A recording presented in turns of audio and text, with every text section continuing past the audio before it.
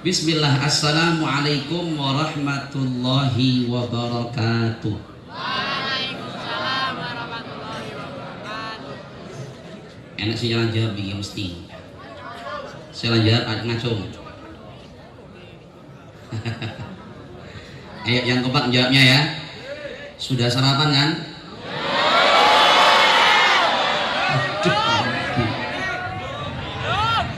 Saya itu dikasih kursi supaya bisa lama ngomongnya. Lah kok sampean sambatan rong sarapan. Masalah ini. Terus tidak bawa nasi.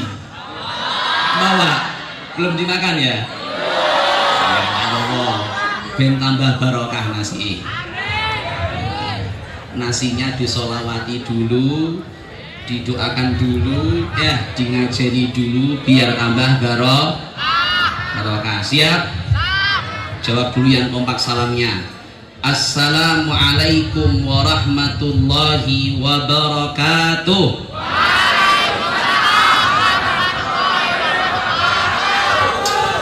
Kita baru siswa-siswa SMP Negeri 1. Alhamdulillah. Alhamdulillahi wa kafa. Wassalatu wassalamu ala sayyidina Muhammadinil Mustafa wa ala alihi wa ashabihi ahli sidqi wal wafa. Allahumma salli wa sallim ala sayyidina Muhammad al-fatih lima ughliq wal khatim lima sabaq nasiril haqqi bil haqq wal hadi ila siratikal mustaqim wa ala alihi wa ashabihi haqqa qadrihi wa miqdarihi al-azim. Amma ba'd. Hadratal muhtaramin yang sama-sama kita hormati, kita taati, para bapak dan ibu guru SMP Negeri 1 Trenggalek, wabil khusus kepada Bapak Kepala Sekolah yanipun Bapak Muhammad Amir Mahmud, adalah panjenenganipun Bapak Catur selaku pengawas dari dinas, seluruh bapak dan ibu para staf ataupun karyawan Sivitas SMP Negeri 1 Trenggalek yang saya hormati. Kita doakan semua nih anak-anak ya. Semoga semua para bapak ibu guru diberikan panjang umur, sehat afiat. Amin. Sebentar amin nih. Oleh taruh nih bapak ibu guru nih. Halo. Kalian mendoakan bapak ibu guru apa enggak? Doakan. Beneran? Kapan? Doakan, karena saya yakin beliau-beliau bapak ibu guru juga mendoakan kalian ya. Nah, kita doakan semoga seluruh para bapak ibu guru dan para karyawan sepuh-sepuh kita, orang tua kita, oleh Allah Subhanahu wa taala diberikan keberkahan umur. Semoga semua urusannya dimudahkan oleh Allah Subhanahu wa taala. Dan semoga Allah tetapkan iman Islamnya hingga berjumpa dengan Allah Subhanahu wa taala membawa iman dan Islam. Allahumma amin ya rabbal alamin. Anak-anakku sekalian, anak-anak ya tak apa-apa ya Le ya. Halo. Tak panggil anak-anak enggak apa-apa ya. Ya, anak-anakku sekalian, siswa-siswi SMP Negeri 1 Trenggalek yang saya banggakan dan yang semoga Allah Subhanahu wa taala selalu memberikan bimbingan kepada kalian menuju jalan yang diridhai oleh Allah Subhanahu wa taala. Allahumma amin. Semoga Allah bukakan hati saya dan kalian semuanya sehingga kita diberikan kemudahan oleh Allah taala untuk menuntut ilmu dengan benar, sehingga kelak kita akan menjadi manusia-manusia yang bermanfaat untuk umat Muhammad sallallahu alaihi wasallam. Allahumma amin ya rabbal alamin. Seluruhnya yang hadir di majelis yang sangat mulia, tidak terlupa yang di belakang saya yang masya Allah luar biasa, Ahmad Nabiyahu. Halo Ahmad Nabiyahu. Terus berarti untuk apa kok tabui? Oke. Nyuwun ngapunten terutama kepada para sepuh-sepuh, kepada bapak ibu guru sekalian. Saya kebetulan sebelum naik tadi dapat telepon dari keluarga nih, dari kakak saya. Kebetulan kakanda saya yang kebetulan hari ini beliau berada di rumah sakit. Saya mohon Fatihah dulu ya. Mboten napa-napa nggih. Minta maaf. Saya minta barokah Fatihah kalian semuanya, dan saya yakin insyaallah bila Allah menghendaki yang lain, semoga Allah Ta'ala tetapkan iman Islamnya. Amin ya rabbal alamin. Ala hadhihi niyat as-salihah niyati syifa wa dawa khasah li murabbi ruhi as-sihri al-hajj Abdul Samad, anna Allah yashfihi syifaan taman ajin la yubadilu sadaman wala alama, wa anna Allah yuthabbit imanahu wa yuqwi imanahu wa yuthabbituhu ala la ilaha illallah wa yuhyihi ala la ilaha illallah wa yumituhu ala la ilaha illallah Muhammadur Rasulullah sallallahu alaihi wasallam. Ya'mul barakah lana wa lakum ajma'in, lana wa lahumul Fatihah. A'udzu billahi minasyaitonir rajim. Bismillahirrahmanirrahim. Alhamdulillahi rabbil alamin, arrahmanir rahim, maliki yaumiddin. Iyyaka na'budu wa iyyaka nasta'in. Ihdinas siratal mustaqim, siratal ladzina an'amta 'alaihim ghairil maghdubi 'alaihim waladdallin. Amin. Sama-sama. Allahumma shalli ala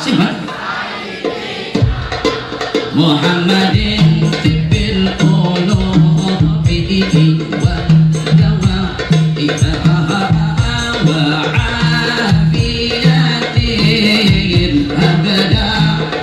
Iya keras, angkat suaranya. Absari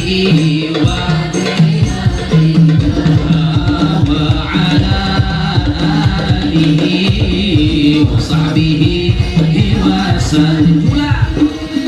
Allahumma salli ala sayyidina Muhammadin.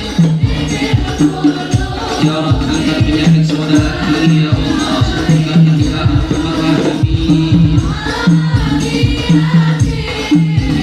Abadani wa shifaiha nuril absari wa diyaiha wa ala alihi wa sahbihi wa sallim.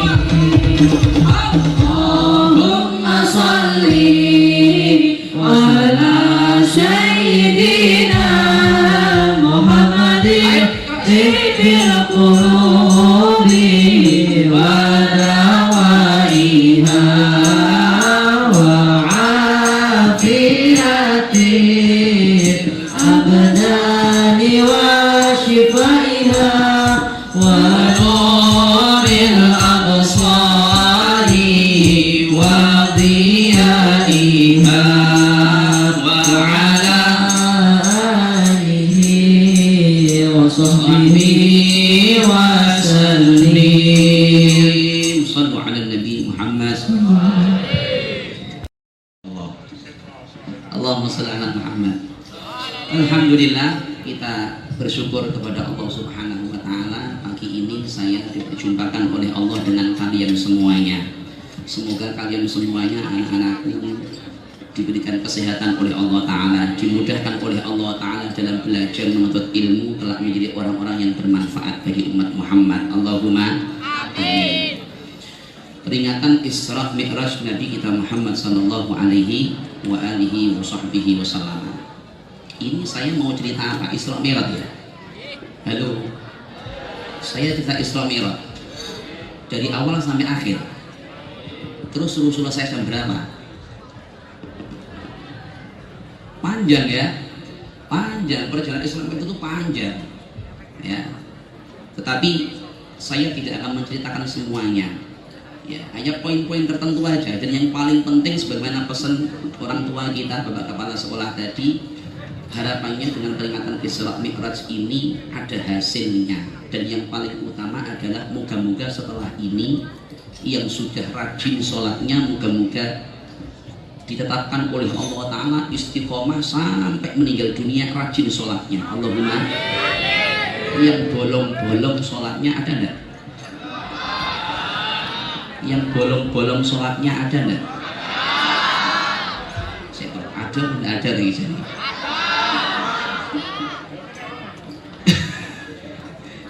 Anak-anak laki-laki yang bolong-bolong sholatnya ada enggak? Ada.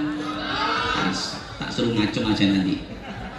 Semoga yang masih bolong sholatnya dengan peringatan Isra Mi'raj ini Allah turunkan hidayah taufik kepada kita semuanya, sehingga insya Allah kita akan menjadi hamba-hamba yang rajin sholatnya sampai kita berjumpa dengan Allah Subhanahu wa Ta'ala. Allahumma amin. Anak-anakku sekalian yang saya banggakan, Isra Mi'raj itu adalah satu perjalanan yang dimensinya bukan lagi manusia. Jelas ya? Dimensinya bukan manusia. Bahkan Al-Habib Salim bin Abdullah beliau mengatakan Nabi Shallallahu Alaihi Wasallam mengalami peristiwa Isra Mi'raj ini masuk ke sekian banyak alam. Pertama, Nabi Shallallahu Alaihi Wasallam menjalani peristiwa Isra dari Makkah kemana? Ke Palestina. Itu dimensinya di alam apa? Alam dunia. Perjalanannya di alam dunia. Setelah itu beliau Shallallahu Alaihi Wasallam dari Palestina naik sampai ke langit 1, 2, 3, 4, 5, 6, 7 sampai ketemu dengan Allah Subhanahu wa Ta'ala. Itu dimensinya bukan lagi alam dunia. Di sana Nabi Shallallahu Alaihi Wasallam juga diperlihatkan oleh Allah Subhanahu wa Ta'ala banyak sekali permisalan, ketemu sama orang yang begini, begitu dan seterusnya. Itu dikatakan oleh para ulama itu adalah alam amsal, permisalan. Nabi juga diperlihatkan oleh Allah Ta'ala surga, neraka dan seterusnya. Itu adalah alam akhirat. Perjalanan yang sebenarnya kalau nyuwun sewu mohon maaf, kalau kalian hanya mengandalkan akal kita yang cuma ya Allah, akalnya sampean sak piro to? Sak kepel iki enek ora gitu? Hah? Sak kepel iki lho enek ora gitu? Kalau kita hanya mengandalkan akal kita nggak akan mau percaya. Tetapi ala kulli hal Allah Subhanahu wa Ta'ala telah menggiring kita, mengajak kita untuk berbicara dengan kalimatnya subhanalladzi. Betul ya? Jadi teman kalian sudah bacakan kan? Ayatnya apa? Subhanalladzi asra. Subhana, kalimat tasbih. Kalian kalau melihat orang yang ganteng, kelewat ganteng oleh Allah Subhanahu wa Ta'ala dengan sekian banyak peristiwa yang tidak mungkin kalau kita hanya menalarnya. Ya, kalau kita hanya pakai rasional kita nggak mungkin itu terjadi seperti itu, nggak mungkin. Apalagi itu tadi yang dibaca, tadi baca maulid enggak? Dibaca tadi. Oh enggak, cuma fahtazalnya tuh ada ya. Oh iya, fahtazalnya dikatakan summa arudduhu minal arsh qabla an yabrudal farsh. Kemudian kami mengembalikan Muhammad dari arsh, ya, sampai ke Makkah lagi, ke dalamnya beliau Sallallahu Alaihi Wasallam qabla an yabrudal farsh, dikatakan sebelum tempat tidurnya beliau Sallallahu Alaihi Wasallam itu dingin. Paham ya? Nabi Shallallahu Alaihi Wasallam diperjalankan oleh Allah Subhanahu wa Ta'ala. Satu yang harus kalian catat, memahami peristiwa Isra Mi'raj jangan menomorsatukan akal kita, tetapi harus menomorsatukan iman kita.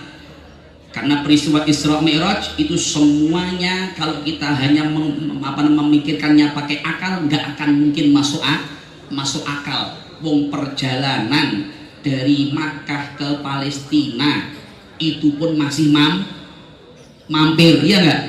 Nabi mampir nggak perjalanan itu? Mampir kan? Padahal jarak antara Makkah dengan mana? Dengan Palestina itu ada berapa kilometer? 1000 sekian ratus meter, kan begitu ya? Dengan kendaraan yang hanya purok, bisa masuk akal boleh. Tetapi kita meyakini dan mengimani semua itu dialami oleh Nabi Shallallahu Alaihi Wasallam, sedangkan beliau rohnya berada dan menyatu di dalam jasadnya. Sallu ala Nabi Muhammad. Sebelum saya teruskan, kenapa sih anak-anak Nabi itu di Isra Mi'rajkan oleh Allah Subhanahu wa Ta'ala? Ada yang tahu nggak kira-kira? Hah? Kangen bojo nih. Iki kok ngawur iki jabari. Mosok orang marahin ngono aku. Halo, Nabi Shallallahu Alaihi Wasallam di Isra dan Mi'rajkan oleh Allah Subhanahu wa taala. Sebabnya apa kira-kira? Kalau secara historis ya, kalau kita belajar sejarah tarikh Nabawi, mungkin kalian akan ngerti nanti ya, bahwa Nabi SAW sebelum peristiwa Isra Mi'raj itu telah ditinggal oleh dua orang yang sangat begitu berjasa kepada Nabi. Paham badan? Siapa yang pertama? Siapa yang pertama? Hah? Halo? Istri tercinta beliau Sayyidah Khadijah Al-Kubra, seorang saudagar kaya raya, gak ada yang melebihi kayanya Sayyidah Khadijah. Tetapi ketika sudah menjadi istri Nabi SAW, bahkan dikatakan kain kafan saja nggak bisa beli beliau. Radhiyallahu ta'ala anha wa ardhaha.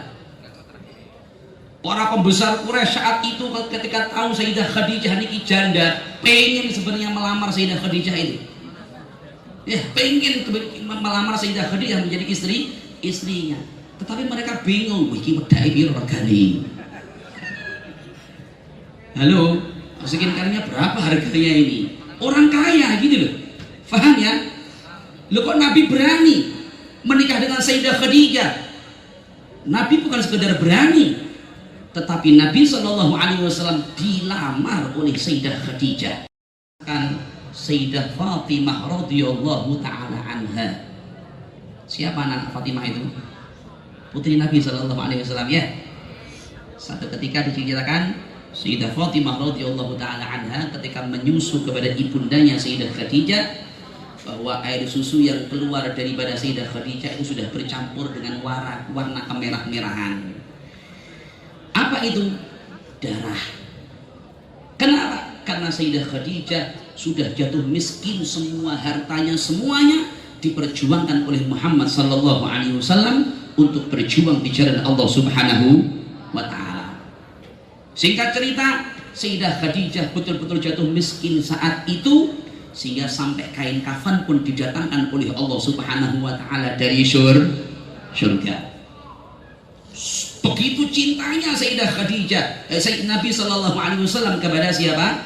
Sayyidah Khadijah. Tahu-tahu Sayyidah Khadijah diambil oleh Allah Subhanahu wa taala. Sedih gak kira-kira?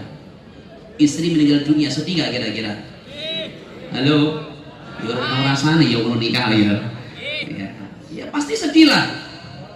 Setelah itu belum lama ditinggal juga oleh pamanda beliau Sayyiduna Abu Thalib.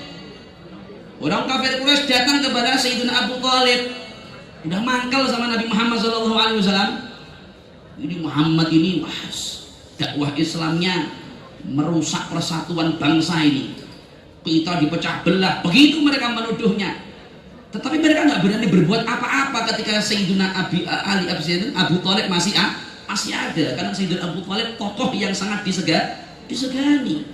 Datang mereka para tokoh-tokoh kepada siapa? Sayyidina Abu Thalib, meminta, wahai Abu Thalib, tuh ponakan kamu tolong diingatkan ya, suruh dia berhenti dari menyebarkan agama Islam. Pengen apa sih dia? Kalau dia pengen wanita, kami siap untuk mempersembahkan wanita kami tercantik untuk dinikahi sama dia. Kalau dia kepengen harta, kami siap untuk memberikan separuh daripada harta kami, semuanya untuk Muhammad SAW. Kalau dia kepengen kedudukan, kepengen jadi raja, kami semuanya siap untuk membaiat dia, untuk supaya dia menjadi raja penguasa kami. Tetapi ketika pesan itu disampaikan oleh paman beliau kepada Nabi SAW, Nabi mengatakan, wahai pamanda, andai kata aku disuruh menyangga matahari di tangan kananku dan bulan di tangan kiriku, aku gak akan pernah lakukan untuk berhenti menyebarkan dakwah Islam ini. Terus beliau berjuang menyebarkan agama Allah Subhanahu wa ta'ala. Dibela mati-matian sama pamanda beliau siapa? Abu Thalib. Subhanallah, akhirnya meninggal dunia. Ini sudah sedih lagi. Akhirnya tahun itu dinamakan tahun apa anak-anak? Tahun apa namanya? Tahun baca, balik lahir mana lah? Tahun apa? Amul Huzan, tahun kesedihan. Nabi sedih karena ditinggal oleh dua orang yang sangat beliau cintai, yang begitu besar pengorbanannya, yang satu dengan hartanya, yang satu dengan posisi dan kedudukannya di masyarakat. Akhirnya Allah Subhanahu wa taala mengisra mi'rajkan Nabi kita Muhammad sallallahu heling. Halo, paham ya? Isra Mi'raj itu adalah perjalanan rekreasinya Nabi sallallahu alaihi wasallam, tetapi bukan sekedar rekreasi yang di dalamnya banyak sekali pengorbanan untuk kita umatnya. Shallu ala Nabi Muhammad. Itu kalau secara sejarah historisnya begitu. Paham enggak ini kira-kira? Halo, nyantol. Halo, nyantol. Dong. Oke. Catat, bawa catatan ya? Harus catat itu. Harus catat. Nanti ada pertanyaan di Mas Lori. Bisa jawab ada hadiahnya. Apa hadiah ini? Makhluk yang paling mulia Allah lahirkan di mana? Di bumi. Allah hidupkan menjalankan syariatnya di mana? Di bumi. Coba kau ambil buruk satu kendaraan untuk apa? Untuk aku kepengen memperjalankan Muhammad sallallahu alaihi wasallam ke langit supaya semuanya mendapatkan keberkahan Muhammad sallallahu alaihi wasallam. Oh iya. Makanya kita ini sekarang lagi bicarakan tentang Nabi Muhammad sallallahu alaihi wasallam. Kita ini sekarang sedang berada dalam kondisi yang paling baik. Inilah keadaan yang betul-betul kita kepengen sampai kita meninggal dunia berjumpa dengan Muhammad sallallahu alaihi wasallam. Karena apapun yang menjadi atau berhubungan dengan Muhammad menjadi mulia. Berdean ya? Halo? Berdean mau enggak? Hadiah nyuwun dhewe ning bapak ibu emu. Ya? Berdeannya ini. Saat ini tempat yang paling afdol, paling mulia itu mana? Mekah. Mekah ngendi iki? Makassar apa Mekah ngendi? Halo? Tempat yang paling mulia saat ini itu mana kira-kira? Ada yang jawab Mekah. Enak jawab mana yang ngendi? Surga. Enak jawab swarga. Sedang kepingin budal swarga aja saja ini. Halo? Mana lagi? Bumi. Enak ngendi? Indonesia. Wis norno jawabane. Tapi kabeh jawabane dening. Halo, tak jawab dhewe ya. Ya. Saat ini surga wis enak apa enggak kira-kira? Nduk Cahayu, surga itu sudah ada pada? Sudah diciptakankah surga Allah Ta'ala? Sudah, ya. Surga sudah Allah ciptakan. Allah ciptakan surga. Sekarang sudah ada surga itu.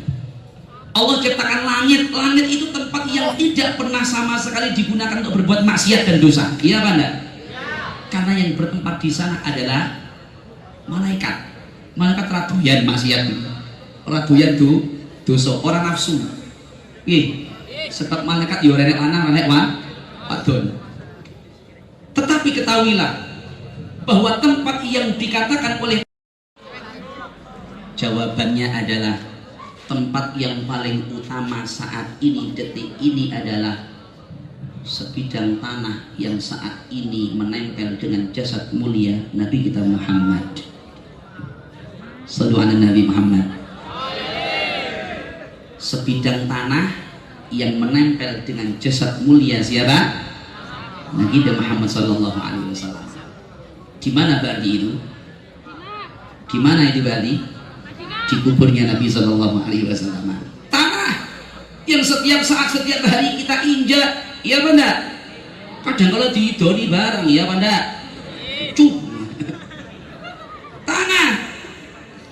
Tetapi ketika menempel ada hubungan kuat dengan Nabi kita Muhammad, dijadikan oleh Allah Subhanahu wa taala sesuatu yang lebih mulia dibandingkan surga. Dijadikan oleh Allah Subhanahu wa taala sesuatu yang lebih mulia dibandingkan Ka'bah yang menjadi kiblat muslimin. Kenapa? Karena ada hubungan dengan Nabi Muhammad sallallahu alaihi wasallam. Paham ya? Nah, makanya alhamdulillah kita jadi umatnya Nabi Muhammad harus bangga. Tanah yang benda padat aja ketika berhubungan dengan Nabi Muhammad mulia akhirnya. Lah kita manusia ada iman. Asyhadu an la ilaha illallah wa asyhadu anna Muhammadar Rasulullah. Asal kita kuat berhubungan dengan Nabi Muhammad, ikut jalannya Nabi Muhammad, maka kita pasti akan dijadikan hamba yang paling mulia di hadapan Allah Subhanahu wa ta'ala. Makanya bumi juga demikian, bangga dengan Muhammadnya. Aku punya Muhammad, kau punya apa? Makanya Allah akhirnya perintahkan malaikat Jibril untuk ke surga, ya, mengambil kendaraan. Namanya apa? Buruk. Cerita mana nih? Halo. Cerita ya. Di surga ada 40.000 bulog saat itu. Ditulis oleh Al-Imam Nawawi dalam kitab Nurul Dhalamnya. Ada berapa? Ada 40.000 buruk yang ada di surga di saat itu. Dilihat oleh malaikat Jibril, buruk itu semuanya bermain, lari-lari, jongkok-jongkokan karo kancane, miber, kan begitu. Buruk punya sayap, terbang, ubur-uburan karo kancane, guyon, guter, begitu buruk di surga.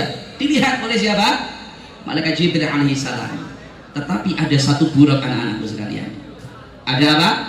Ada satu buruk yang saat itu dilihat oleh malaikat Jibril sedang murung, sedih, meneteskan air mata, sedih. Didekati oleh siapa? Oleh malaikat Jibril. Dan setelah didekati oleh malaikat Jibril, ternyata dilihat oleh malaikat Jibril di setiap dahi daripada 40.000 buruk tadi, di sana tertulis nama Muhammad sallallahu alaihi wasallam. Berapa jumlah buruknya? 40.000, banyak ribu nih bro. 40.000. Di setiap dahi daripada buruk tadi tertulis nama Muhammad sallallahu alaihi wasallam. Coro kendaraanmu Alphard, kabeh sertifikate STNK ini munine napa? Pak Asrori. Wah. Cek sugih 40.000 Alphard nggih, STNK ini kabeh munine napa? Oh iya, itu kendaraan paling mulia, paling hebat. Nggak ada yang lebih cepat dibandingkan nawa buruk. Setiap kendaraan yang namanya buruk tadi bertuliskan nama sinten Muhammad, dan itu ada di surga. Bahkan para ulama mengatakan di setiap tempat di surga itu, coro tengriki ibaratnya kelasnya tadi, setiap ruangan kelas gitu. Bahkan di sini ada pohon, ada tumbuhan, ada daun-daun, semua yang ada di surga semuanya tidak luput, pasti ada tulisannya Muhammad. Itu artinya apa? Kalau kita kepingin masuk surga berarti jangan jauh dari Muhammad. Masuk surga kuncinya harus kita pegang. Apa? Dekati Nabi Muhammad SAW.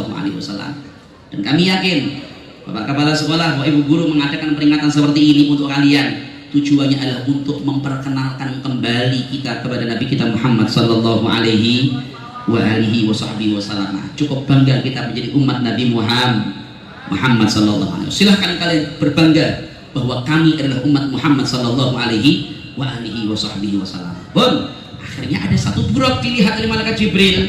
Buruknya ini nangis, sedih. Ditanya oleh malaikat Jibril, buruk, kamu ngapain di sini? Tuh teman-temanmu bermain, lari-lari, terbang semuanya. Kamu kok murung di sini nangis? Kenapa? Ada apa? Pojok.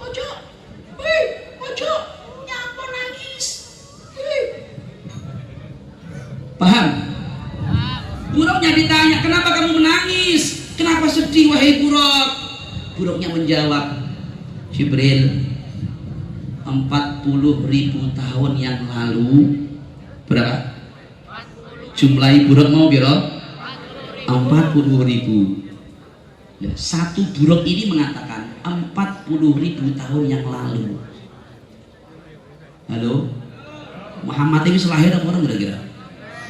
Halo, Nabi Muhammad itu lahir apa dereng? Dereng. Tetapi Allah sudah menciptakan cahayanya, yang karena cahaya itu Allah pun menciptakan semua alam semesta ini. Jelas ya? Buruk itu mengatakan 40.000 tahun yang lalu aku dengar nama Muhammad, aku baca nama Muhammad di surga ini, aku kangen untuk bisa berjumpa dengan Muhammad. Ternyata buruk tadi punya kangen, pengen ketemu dengan siapa? Nabi Muhammad. Akhirnya dipilihlah oleh malaikat Jibril. Ya wes tak mau tak pilih yuk, tak jak ketemu Nabi Muhammad. Itulah buruk yang pada akhirnya dijadikan oleh Allah Subhanahu wa taala kendaraan Nabi Muhammad dalam memperjalankan Isra Mi'rajnya. Jelas nama badan ini. Clear nggih? Begitulah bangga mereka dengan Muhammadnya. Nah, kita jangan lupa, kita ini umatnya Nabi Muhammad. Dan peristiwa Isra Mi'raj ini, betapapun saya katakan tadi adalah rekreasinya Nabi Muhammad, tetapi ketahuilah perjalanan yang begitu penuh dengan pengorbanan. Halo, pernah naik sepeda motor? Pernah ya? Paling cepat kecepatan berapa kan naik sepeda motor itu? 100 jebol lah nih pedamu. Kalian kalau naik sepeda motor ya banter ya, orang gaya jaket loh yo, mek lambian tok ngene. Banter, apa yang kalian rasakan kira-kira? Kalian bisa bayangkan nggak? Nabi Muhammad SAW naik buruk, nggak jaketan, begini sudah pakaiannya, masuk dimensi alam nopo, langit, terus masuk ke atmosfer dan seterusnya pun wis wallahu alam. Tapi subhanallah, pulang kembali sampai di Mekah sandalnya lo masih utuh. Aneh enggak? Sandalnya masih utuh. Masuk akal enggak? Enggak, tetapi kita wajib beriman. Karenanya Allah katakan subhana, maha suci Allah yang memperjalankan Nabi Muhammad sallallahu alaihi wasallam. Pun ini kalau jujuk mawon ya, dulu cerita ini saya jujuk pengorbanannya adalah satu, ketika Nabi Shallallahu Alaihi Wasallam sudah sampai pada batas terakhir hendak berjumpa dengan Allah Subhanahu wa Ta'ala. Pun dari mulai Makkah Palestina Nabi Muhammad yang membersamai siapa? Malaikat Jibril. Ya, dikancani sama malaikat Jibril. Kemudian dari mana? Palestina sampai ke langit 1, 2, 3 sampai 7 dibersamai apa enggak kira-kira? Dibersamai sama malaikat Jibril. Oh, ketika sampai titik terakhir Nabi hendak berjumpa dengan Allah Subhanahu wa taala, Nabi Muhammad SAW minta kepada malaikat Jibril, ayo bersama dengan saya berjumpa dengan Allah Subhanahu wa taala. Kata malaikat Jibril, oh jangan ya Rasulullah, enggak boleh. Saya tidak memiliki mandat untuk menyertai panjenengan sampai berjumpa dengan Allah Subhanahu wa taala. Jadi Isra Mi'raj selain pengorbanan di sana menunjukkan betapa mulianya Nabi kita Muhammad sallallahu alaihi wasallam. Hebatnya Nabi Muhammad di situ. Ya. Nabiullah Musa alaihi salam ketika hendak kepingin untuk berdialog dengan Allah Subhanahu wa taala, Allah beri syarat dulu. Wa wa'adna Musa 30 lailah wa atmamnaha bi 'ashrin fatamma miqatu rabbih. Nabi Musa kepingin berdialog dengan Allah Subhanahu wa taala, enggak langsung dituruti sama Allah Subhanahu wa taala, tetapi Nabi Musa alaihissalam diperintahkan untuk puasa dulu 30 hari. Berapa? Halo, Nabi Musa kepingin itu berarti minta ya. Nabi Musa itu minta kepada siapa? Kepada Allah Ta'ala. Ya Allah, aku kepingin berdialog dengan engkau. Allah nggak langsung turuti. Sama Allah Ta'ala diperintahkan dulu, kamu harus puasa dulu 30 hari. Bun, sudah ya. Setelah puasa 30 hari, hendak berjumpa dengan Allah Ta'ala, hendak berdialog dengan Allah Subhanahu wa Ta'ala, Nabi Musa merasa bau mulut karena puasa 30 hari. Paham ya? Setelah puasa 30 hari, beliau merasa mulutnya ini bau. Halo? Paham ya? Akhirnya Nabiullah Musa alaihissalam berusaha menghilangkan bau mulutnya dengan apa? Dengan disiwaki. Tahu siwak ya? Kayu itu yang biasa digunakan untuk sebelum sholat. Nah, kayu siwak itu. Disiwaki sama Nabiullah Musa. Untuk apa? Untuk menghilangkan bau mulut. Sama Allah Subhanahu wa Ta'ala ditegur. Musa, prosito saiki. Halo, Musa, belum jadi sekarang kau berdialog dengan saya. Loh kenapa ya Allah? karena kamu telah menghilangkan bau yang di dalam pandanganku, bau mulutnya orang yang puasa itu lebih wangi ketimbang bau mulutnya bau minyak misik.